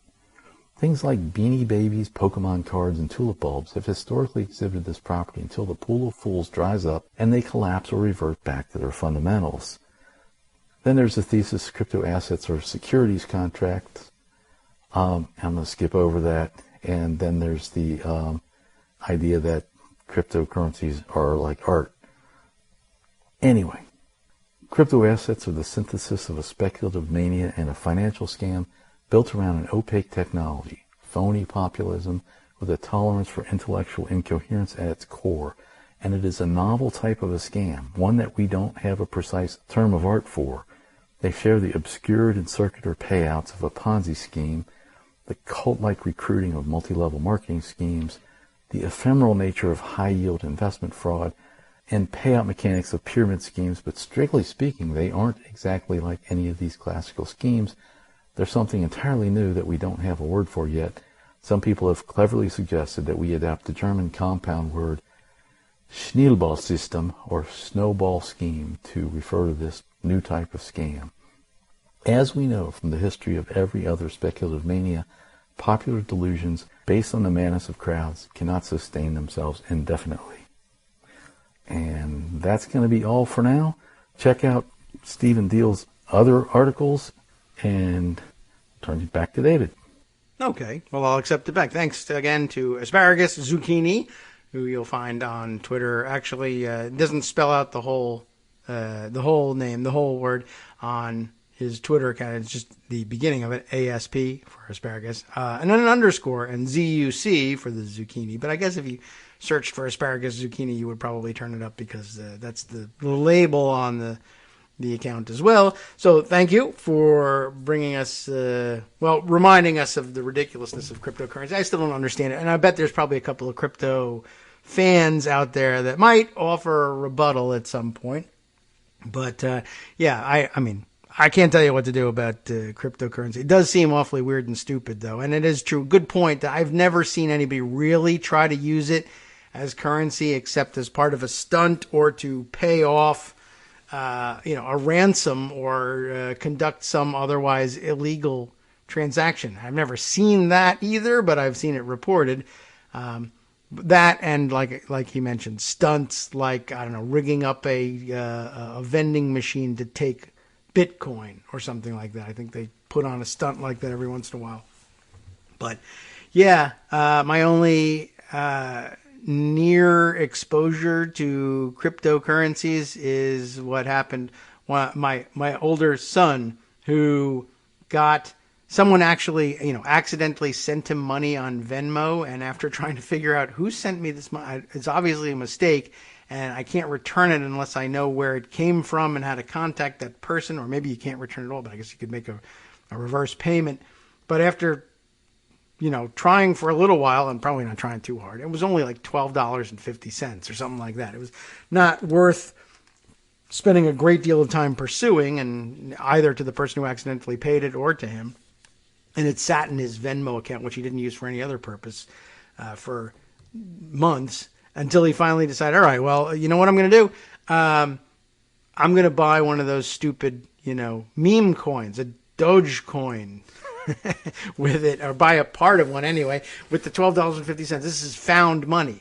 And now that I can say, all right, go ahead. You want to play around with money that was never an issue for you if you lost it in the first place. $12.50. The thing is, then Dogecoin had that weird boom, and I don't know how I even heard of it before it had that weird boom, but it, ballooned in value, the $12.50 to, I think somewhere in the neighborhood of $120 at some point. I don't know what happened to it after that. Might have gone up, might have gone back down, might be worth 12 cents now. I don't know.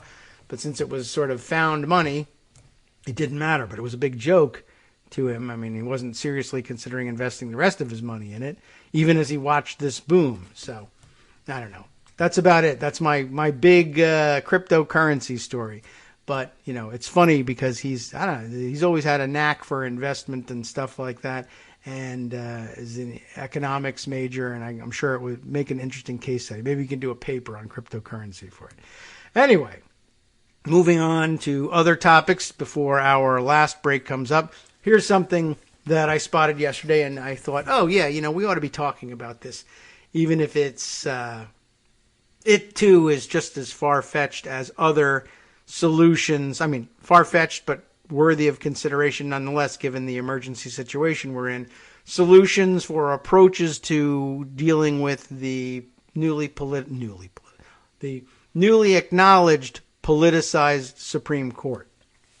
So I happened to see someone circulating a Politico magazine piece the other day saying identifying, as the headline reads, the other tool Democrats have to rein in the Supreme Court.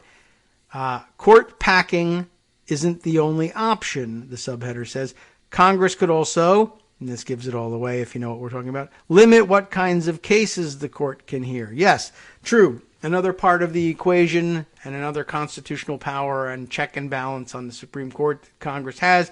They can not only change the composition of the Supreme Court, change the number of people on it, if they can get, legislation on that subject past a filibuster and enacted into law, but they can also limit the jurisdiction of the Supreme Court. What sorts of cases can it hear? So that's, long story short, they can change the rules on Supreme Court jurisdiction, provided, of course, that the Supreme Court doesn't decide to overrule or overturn and invalidate the law, invalidating their jurisdiction. But since that authority is directly constitutionally based, supposedly you're not supposed to be able to do that. But I don't know. Somehow 5 of them get together and say, I know that the text of the Constitution itself says they can do this, but screw that. There's always that possibility. Anyway, so in case we don't get to the end of the article, you should know that Supreme Court jurisdiction is something subject to Congress's, at least in part, subject to Congress's control. Author of the piece here is Kia Ranama, I'm guessing at the last name's pronunciation, Rahnama, who you can find on Twitter, by the way, as K Ranama, Krahnama, and you can go ask, how do you pronounce the name? Kia Ranama is a constitutional law attorney based in Washington, D.C. He frequently writes about the law and politics, and you can find him on Twitter this way. So here's the story, and as much of it as we can fit in a minute or so that ensues. After the fast-tracked confirmation process of Supreme Court Justice Amy Coney Barrett, Democrats have offered up a now familiar solution to a court dominated by conservatives, packing the court if they win the White House and the Senate in 2020. And this is an old article being recirculated now. That accounts for that anomaly. The idea was famously endorsed by President Franklin Roosevelt when his New Deal initiatives faced opposition from a conservative bench. In response, of course, Roosevelt simply tried to add more liberal justices to the court, which could have paved the way for decisions more favorable to his administration, but it ultimately failed in Congress. But today, the idea has resurfaced with new popularity among liberals, even if it remains unpopular among most Americans. But there might be another way to block a hard, sudden swing to the right on the Supreme Court. Not this time, but Maybe the next one. Legal theorists largely agree that the Constitution actually allows Congress to restrict the Supreme Court's authority to hear cases on a specific subject matter. Such as abortion, for instance. You could actually attempt to do that. Whether or not it would succeed and last, that's a different question. Lawmakers have tried to use this power by passing legislation declaring certain topics off limits for the court, but they have failed to rally the necessary majorities to pass those bills. Now, with what some see as a nakedly political ploy by Republicans to shape the ideology of the court, the American public and lawmakers might be more open to such a strategy, which might be a more palatable option to Americans for safeguarding precedent on issues like abortion. Hi, I'm Scott Anderson, the guy that writes the daily summary for this show, Kagro in the Morning. Thank you to everyone that supports this show. Many of you send donations through PayPal, Patreon, Square Cash, Radio Public, and so on. Some of you write your own essays and send them in, or read articles with your own commentary. We appreciate it. Now, some of you are listening to this and thinking, I'd like to help, but isn't there something I could do that wouldn't require money or effort? Why, yes, there is. You can just like us. On Daily Kos, they call it the recommend button. YouTube has a thumbs up. There are hearts and likes and love buttons. Tap our love button.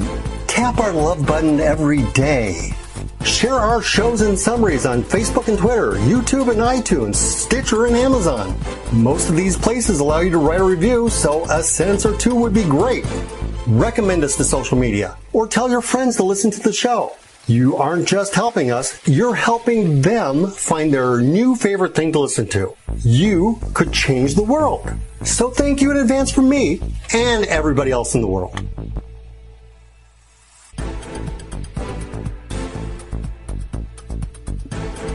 All right, welcome back now to the Kagro in the Morning Show here on Netroots Radio. I'll continue on with this story, just so you have this information for the weekend. What the hell, right? The legislative maneuver that we're talking about here, limiting Supreme Court jurisdiction by act of Congress, could come in handy after the election. Again, this is an article from last year, like October, I think, 2020. I don't think I knew that when I began, but the first paragraph made it clear. Yeah. October 26th, 2020. So it's a little late now, but, it's still in the Constitution, so we might as well discuss it. The legislative maneuver could come in handy after the election. If Democrats keep control of the House, they did, and take over the Senate, sort of, in November, they could be the first to put this little-known power of Congress to the test. Article 3, and is it the first time? I do feel like it's perhaps the case that Republicans may have discussed this at some point in the past when they held a Senate majority and possibly the congressional majority.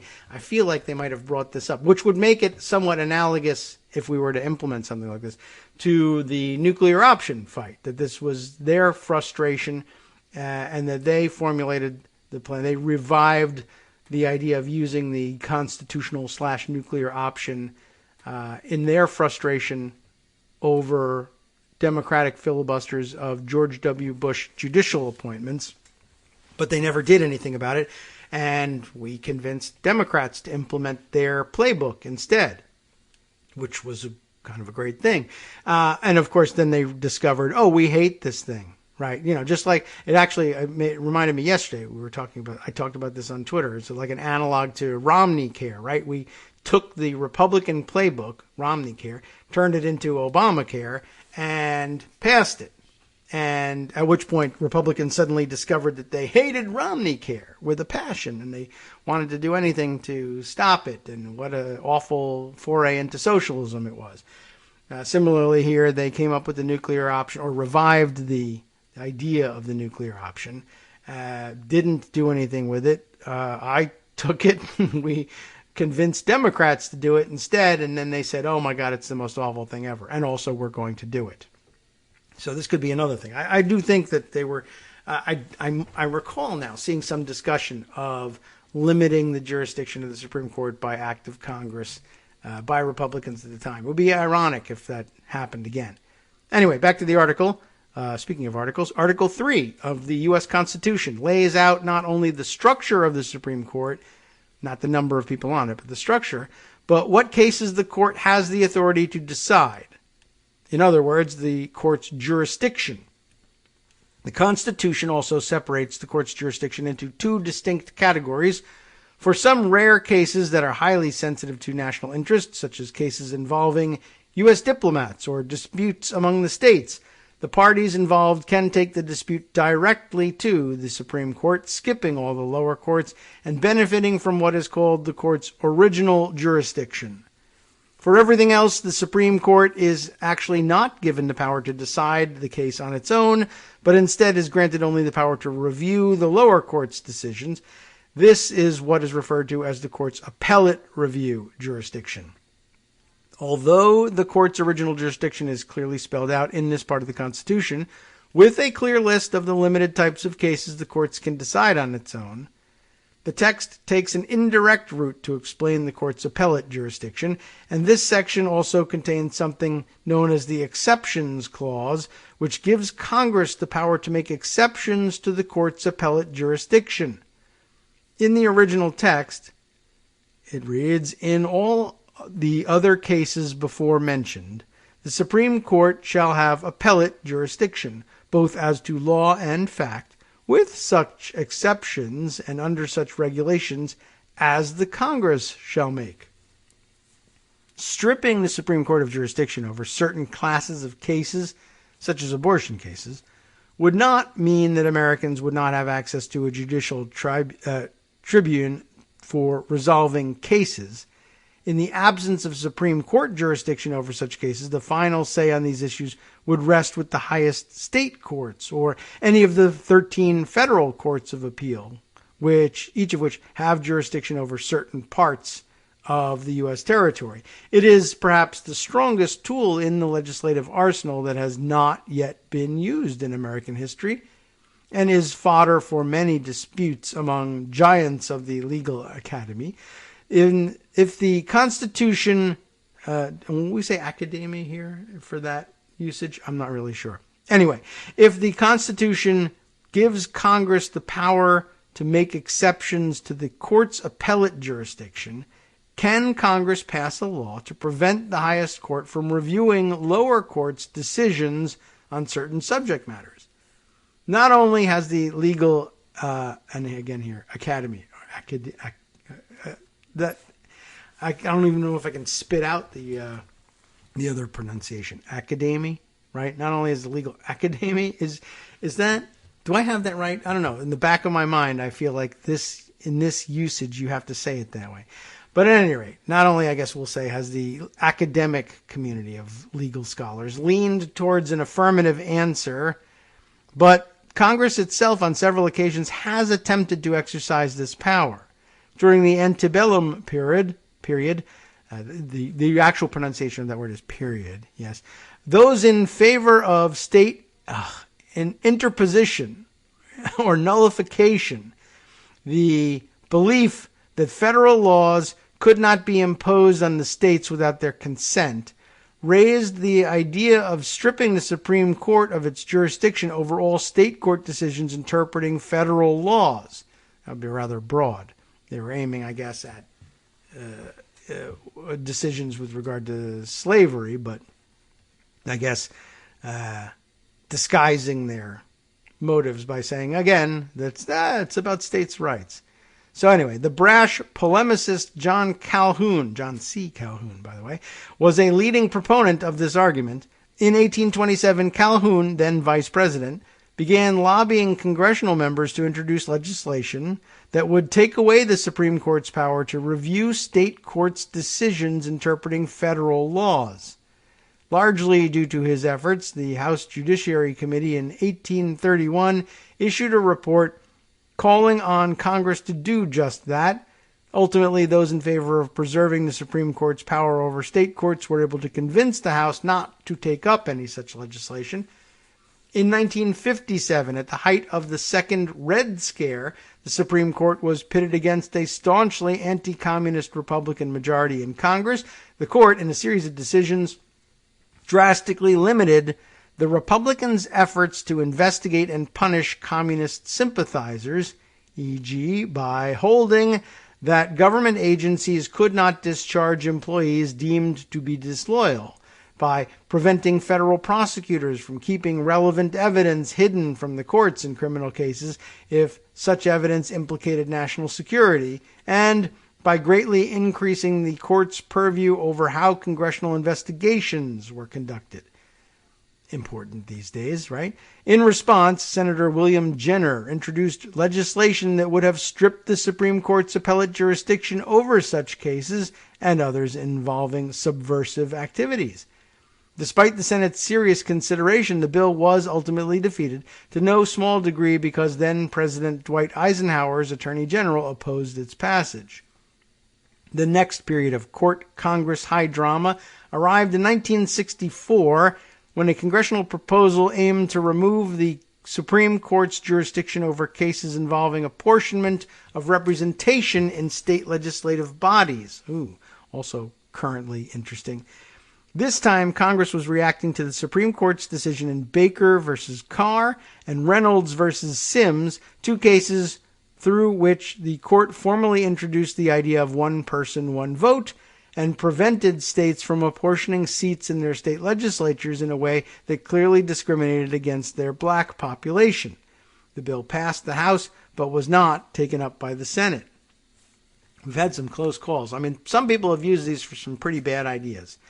The 1980s proved to be yet another highly contentious period in the court's history when a string of cases touching on sensitive social issues greatly increased public pressure on the court. Sounds familiar. As a result, up to 30 bills were introduced in Congress to strip the court of its jurisdiction on cases involving flag burning, school prayers, and abortion. But once again, legislative support for such bills faltered after Reagan's Attorney General at the time, William French Smith, wrote letters to the House and Senate Judiciary Committees communicating the DOJ's hesitation on any legislation that would restrict Supreme Court review based on subject matter. Although those letters played a big role in the bill's ultimate demise, Reagan's DOJ did not reach its final conclusion easily. In fact, in a bizarre twist, the current Chief Justice of the Supreme Court, John Roberts, who was serving as a special assistant to the Attorney General in 1981, was one of the main dissenters to the DOJ's position. How do you like that? Roberts himself penned a memo for the department arguing in favor of Congress's power to remove the court's jurisdiction over certain subjects. Wow. Reiterating the arguments advanced by many other conservative legal thinkers, including Antonin Scalia. I guess I shouldn't be surprised. It's just ironic and funny, but I shouldn't be surprised that John Roberts, and Scalia for that matter, supported the position of mainstream republicanism in the 1980s. They were frustrated by the court, protecting rights on things like flag burning and school prayer, etc., and supported the idea of stripping the jurisdiction. Now, of course, that they sit on the court, they would say, no, you can't possibly, that my perspective has changed. And, that can happen. Even if such a law passes Congress, it could throw the U.S. system of checks and balances into chaos.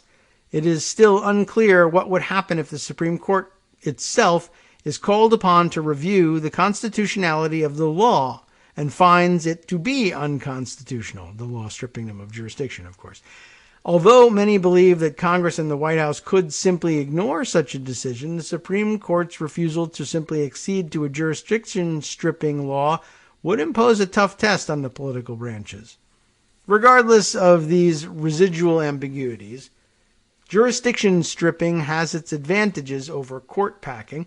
Packing the court would involve confirming new justices that upon confirmation would be subject to life tenure and protection against removal, subject only to impeachment for cause. This makes the court packing decision rather difficult to reverse. Jurisdiction stripping, on the other hand, is achieved through normal legislative procedures and can therefore be easily reversed should the voters decide to change the political makeup of Congress and the White House again. In this way, jurisdiction stripping measures are far more responsive to the will of the electorate. Despite these legal uncertainties, the main impediment to passing such laws has always been political and not legal. In all instances, the party in control of Congress ultimately faced a reluctant White House, which at the last minute saw the political damage to the administration's credibility as serious enough to dissuade them from working with their party in Congress to move jurisdiction-stripping legislation through. Today, though, many people could see the confirmation of Barrett, way back when, and the sudden rightward shift of the court as an overtly political takeover. Yeah, and thus might be more disposed to viewing jurisdiction-stripping legislation as an antidote to hostility rather than hostility itself. Or I should have stressed by saying that they see it as an antidote to hostility rather than hostility itself. If Democrats are in control of Congress after the 2020 election, and they are, it might all come down to whether the White House would stop them. And they might. I don't know whether the blue ribbon panel that was empaneled to study the possibility of court expansion had anything to say about jurisdiction stripping or not. We could look back and see. But that involves reading, and a lot of it. And you know, who's going to do that, right? Well, maybe we will over the weekend. All right, let's see. Other interesting stuff to share. Here's a legal tangle of sorts. I mean, I think it's kind of ridiculous. Can we read this? This is a very long letter. How many pages is this thing? 18-page letter. Well, we're not going to get all the way through this, I don't think, although some of it is appendices and attachments. But it turns out that, who does he represent here? Oh, yes. So we mentioned yesterday, I think Greg mentioned that Jeffrey Clark, formerly of the DOJ, has been subpoenaed. And I guess the committee, the January 6th committee, approved a referral to DOJ for contempt for Clark. We haven't gotten anywhere on it, and the full House still has to vote on it. And I guess it's probably not in doubt. But then some question about what the DOJ does with it. At any rate, Clark's lawyers weigh in now with a letter that they have sent to Chairman Thompson of the committee and have released to the public in an attempt to convince people that one, not to go ahead with the contempt charges, but the reason being that the subpoenas themselves are unfounded and unlawful. So some creative lawyering by somebody who's actually got something of a reputation, not necessarily, not as a Kraken lawyer, for instance, but, I don't know how well regarded they are in the community or whatever. But there's some interesting, and we'll say creative thoughts, and I guess some of them could go somewhere and deserve some sort of a response, but others of them, they're all kind of tenuous. Let me read you what I can of it. It's a letter from Harry W. McDougald, who is also the managing partner at his firm, Caldwell, Carlson, Elliott, and Deloach. Here's the deal. He's writing to the chairman, Dear Representative Thompson. This letter is sent for two reasons. First, to note that based on our research, they did their own research, regarding congressional powers, we have concluded that the current composition of this committee precludes its use of deposition authority under the committee's authorizing resolution and the governing House regulations for use of deposition authority. Second, to note that I am nonetheless willing to allow Mr. Clark to testify at a public committee hearing, but not at a closed deposition, on two topics relating specifically to the January 6th events, see below, that do not implicate any of the privileges previously asserted. Let's see, what's the first thing up? Does he talk about the two topics, or does he talk about his reasoning on why? Let's see. The committee's current composition, he gets right to it, and genesis precludes it from wielding deposition authority under the House's regulations on the use of deposition authority. He explains it here. That's his header. This committee's purported use of deposition authority is ultra vires, that is to say that they are acting outside of their authorities. That is true for numerous reasons, which we enumerate below, we will see. A, the deposition rules contemplate that the ranking minority member, quote, ranking minority member of the committee must be consulted before depositions can be taken. Why is that a problem? Let's see what they say. You can see for authority their regulations for the use of deposition authority in the congressional record of January 4th, 2021, in the discussion of Rule 2, hereinafter referred to as the deposition rules, which state, consultation with the ranking minority member shall include 3 days' notice before any deposition is taken. There are other rules, also Rules 3, 4, 5, and 9, also requiring consultation with and participation by the, quote, ranking minority member or their designees. Similarly, HRes 503, the resolution creating the January 6th committee, requires consultation with the ranking member in order to take a deposition. So what's the problem, right? Well, quoting from the resolution, there's some more stuff. The chair of the select committee, upon consultation with the ranking minority member, may order the taking of depositions, including pursuant to a subpoena by a member or counsel of the select committee, etc., etc. Depositions taken under the authority prescribed in this paragraph shall be governed by the procedures submitted by the chair of the committee on rules for printing in the congressional record on January 4th, 2021. The resolution also says... let's see. Thus, to take a deposition, okay, this is his conclusion on this. To take a deposition, you as committee chair, Thompson that is, are expressly and unambiguously required by HRes 503, specifically section 5C6, to consult with the ranking minority member and to comply with the procedures specified in the deposition rules discussed above. The first problem is that this committee not only does not have a ranking minority member, he says, it does not even purport to have a ranking minority member. What? It not only does not have a ranking minority member, it does not even purport to have a ranking minority member. Oh, I see. Okay. Instead, it purports only to have Representative Cheney as vice chair. But even that designation is flatly contrary to the rules of the House. See, for instance, January 6th Select Committee, Chairman Thompson announces Representative Cheney as Select Committee Vice Chair, dated September 2nd, 2021, which you can get from their website. The committee, lacking a minority ranking member, thus must take the bitter with the sweet. That is to say, he's the first instance here is you're calling Liz Cheney not the ranking minority member, but the vice chair. So you're using a different label.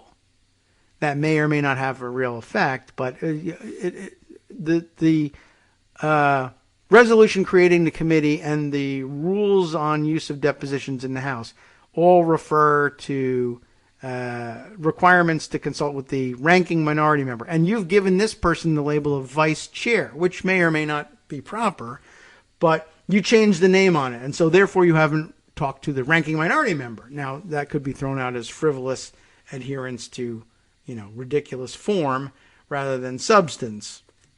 But he does go on and make some other points.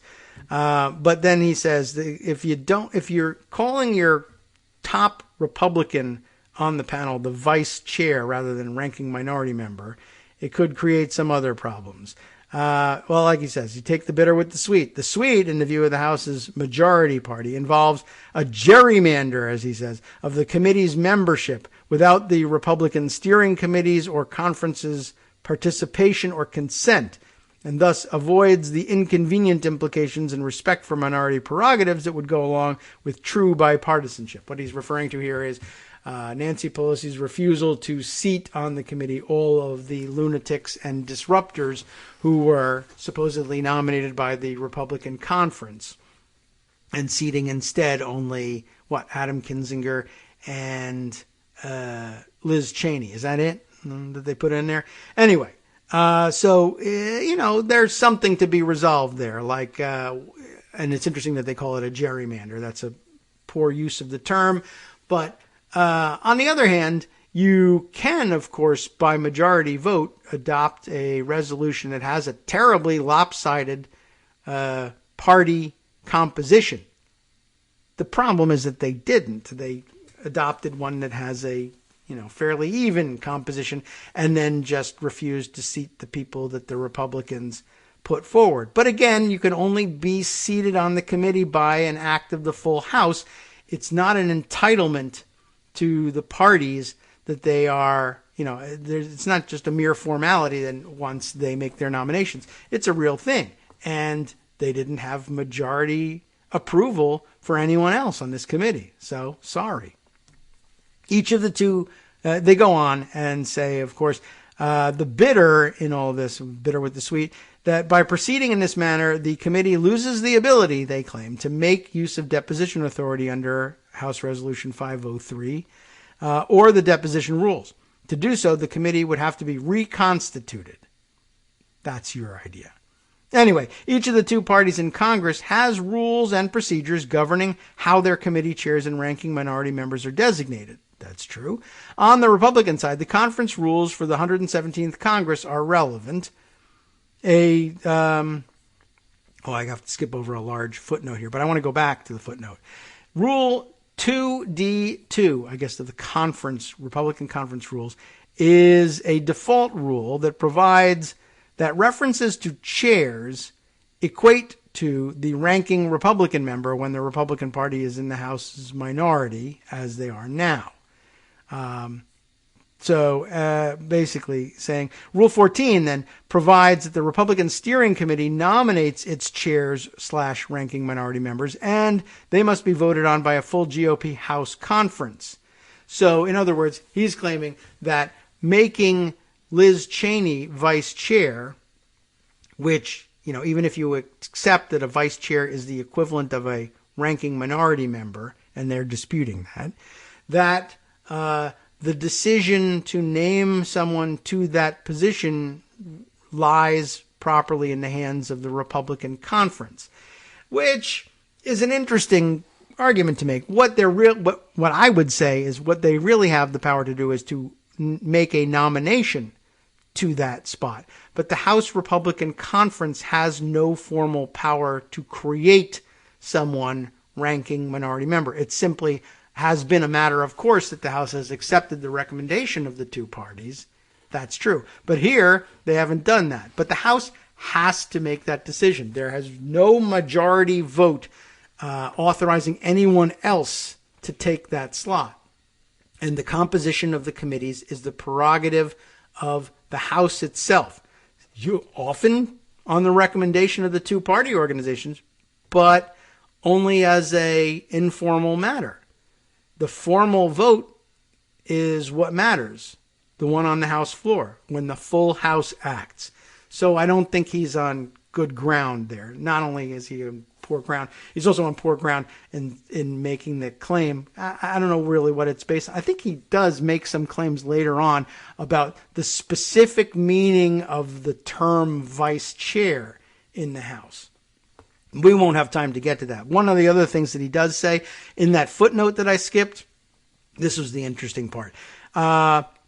He goes on to say, there is also serious controversy over whether Vice Chair Cheney even still qualifies as a Republican. This is an interesting point, but in two ways. He goes on and says, the Wyoming Republican Party no longer recognizes her as such, and attaches an Associated Press article noting that the Wyoming Republican Party has stopped recognizing Liz Cheney as a member, according to the AP article printed in The Guardian of November 16th of this year. Speaking for herself, the chair of the Republican National Committee argues that she still considers Liz Cheney to be a member of the party after the Wyoming Republicans voted to no longer recognize her. So there is that. Now, former Speaker of the House, he says, he's actually quoting Tip O'Neill in this footnote of all things, saying he is perhaps best known for for his political aphorism contained in the title of his book, which is, of course, as Greg often reminds us, all politics is local. Now, that's not really great legal grounds for what follows, which is to say, well, if all politics is local, then the local party is the one that gets to determine whether or not Liz Cheney is a member. I don't think so, but it's interesting, an interesting argument to bring up. He's also, eventually he's attempting to say she might not really be a Republican, so she can't fill the slot of ranking minority member because she's not a member of the minority party. That's the argument that he's actually making. I would suggest, though, that he actually steps in it here, because if she's not a member of the Republican Party, and she's not a member, certainly as far as I'm aware, of the Democratic Party either, she might just be an independent, that's true. But does that not make her a member of a minority party? She's a member perhaps of no party. And if that's the case, then she's certainly in the minority. There's no question that she's not the majority, right? She belongs to a party. Well, that's questionable, but she has some, identification, right? Some affiliation or another. There may not be anyone else affiliated with her, but she identifies as herself, the party of Liz Cheney. And that's a very small minority. There's only one of them in the House. It doesn't say anywhere that the ranking minority member has to be the member of any particular political minority. There just happens to be more than one political minority party in the House now. One's the Republican Party, and the other is the party of Liz Cheney. And as the top official in the party of Liz Cheney, she's almost certainly the highest ranking member of that party on that committee. And as a matter of fact, there's only one other Republican on that committee, and I think there would be equal claim, 1-to-1, over who owns the ranking member or vice chair slot. Interesting. Thanks for clearing that one up for us there, Harry. From netrootsradio.com, you have been listening to Kagro in the Morning with David Waldman. Yeah, I don't think he meant to go there, but he didn't know I would be reading his letter. He would have done a better job if he had known that. Anyway, time to stay tuned, of course, as always, for the West Coast Cookbook and Speakeasy with Justice Putnam coming up next. All sorts of things, including a federal judge blocking Greg Abbott's Texas social media censorship law before it takes effect. Wow.